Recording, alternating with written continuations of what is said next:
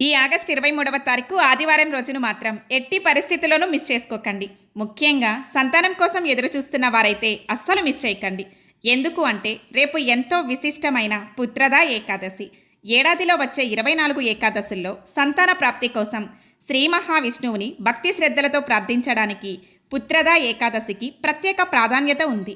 అందుకే సంతానం కోసం ఎదురుచూస్తున్న వారు రేపు శ్రీ మహావిష్ణువుని భక్తి శ్రద్ధలతో పూజించండి. పసుపు రంగు పుష్పాలను సమర్పించి నెయ్యి దీపాన్ని వెలిగించి తులసి మాలలు సమర్పించండి. సాధ్యమైన వారు రోజంతా ఉపవాసం ఉండి సాయంత్రం విష్ణు సహస్రనామ పారాయణం చేయండి. చదవడం రానివారు కనీసం భక్తి శ్రద్ధలతో వినండి. అది కూడా సాధ్యం కాకపోతే ఓం నమో నారాయణాయ అనే శక్తివంతమైన మంత్రాన్ని 108 సార్లు భక్తితో జపించండి. సంతానం కోసం ఎదురు చూస్తున్న ప్రతి ఒక్కరి కోరిక నెరవేరాలని శ్రీ మహావిష్ణువుని మనస్ఫూర్తిగా ప్రార్థిద్దాం. సంతానం కోసం ఒక్కటే కాదండి, మనకి ఏ సమస్య ఉన్నా కూడా రేపు శ్రీ మహావిష్ణువుని భక్తి శ్రద్ధలతో పూజించడం వలన ఆయన అనుగ్రహం మనకి అతి తొందరగా కలుగుతుంది.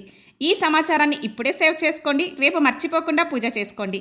అలాగే సంతానం కోసం ఎదురు చూస్తున్న మీ కుటుంబ సభ్యులు లేదా స్నేహితులకు తప్పకుండా షేర్ చేయండి. ఓం నమో నారాయణాయ అని కమెంట్ చేసి శ్రీ మహావిష్ణువుని అనుగ్రహాన్ని పొందండి. మరిన్ని ఇలాంటి ఇన్ఫర్మేషన్ వీడియోస్ కోసం మన ఛానల్ను తప్పకుండా సబ్స్క్రైబ్ చేసుకోండి. మన ఇన్స్టా పేజ్ని అయితే ఫాలో అయిపోండి. Please like, share and subscribe. ఓం నమో వెంకటేశాయ.